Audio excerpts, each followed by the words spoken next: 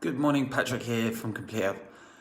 I wanted to talk about one of the good old sayings, that variety is the spice of life. Variety is the spice of life. Really interesting concept because I've just read 3 books: Longevity Paradox, How Not to Die, and another book called Lifespan. And interestingly, they all were recommended to me by the chiropractors or the doctors.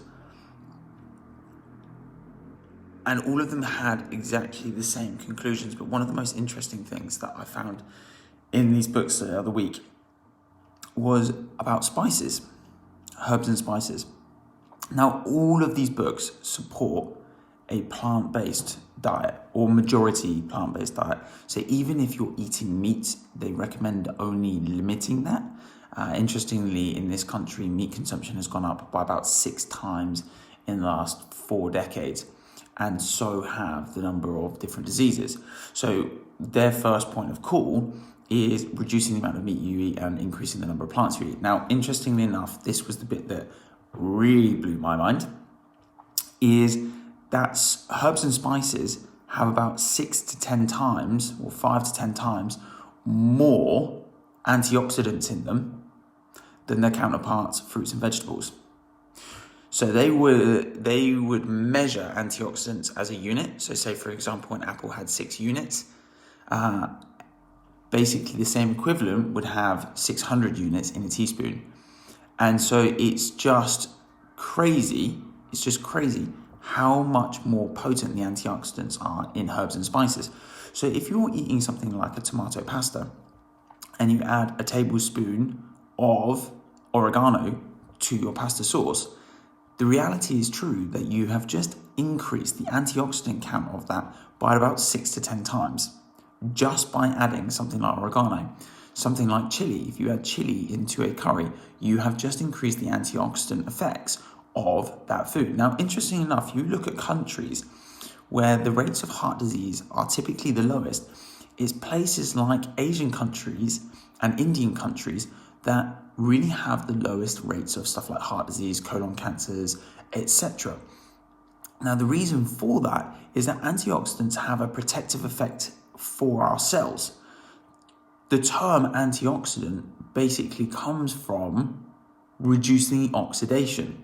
Now, oxidation is if you cut open an apple and see it start to go brown, that is oxidation. Now, that same process is taking place inside of our body, but our body has the capacity and the capabilities to reverse that effect by using our cells and the substances that we put into it to repair that process. So say, for example, if you need to repair a cell, your body will take things like amino acids, build them up to proteins, it will take fats, it will take carbohydrates, which it will use as sensors, and it will create new cells and recover those tissues.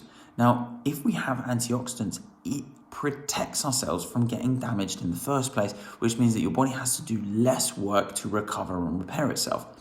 Overall, improving your risks from dying of heart disease, dying of cancer, even as something as stupid as depression and anxiety can be improved by our diets, because 98% of serotonin is actually produced in our colon and not in our brain. So when we have a happy gut and a happy diet and a healthy diet, it will literally change almost all disease processes in your body, thus reducing the risks for most diseases that we know about. Now, obviously, there are some fruits and vegetables, herbs and spices that are more beneficial. And like I say, herbs and spices, 5 to 10 times more powerful than their counterpart fruits and vegetables. So like I say, if you're eating a nice, fresh fruit or vegetable meal, adding herbs and spices, so even something as simple as adding cinnamon and clove to your porridge, chilies, turmeric and cumin to your curries, oregano, basil, mixed Italian herbs to your pasta sauces, adding something like turmeric to your salads, or making a glaze with mustard seeds, etc. for your salads, can actually start to increase the potency of the antioxidants in that food by 5 to 10 times. Now, if that's not worth it, I really don't know what it is, because we're talking about minuscule amounts of food to have a huge beneficial effect on the way that our body then starts to react to that food and the impact that can start to have on our health. Just some food for thought. Patrick here from Complete Health. If you ever need any advice on these things, or you ever want my advice on where to go with some potential reading, please ask me, because I'm constantly reading. It's one of my favorite things to do. I've just been introduced to Audible by one of my clients, and as a result, I know for a fact I'm going to get through so many more books. It's just been brilliant. I literally have done 3 in a week because of Audible. It's brilliant. Patrick here from Complete Health. If you need anything, give us a message.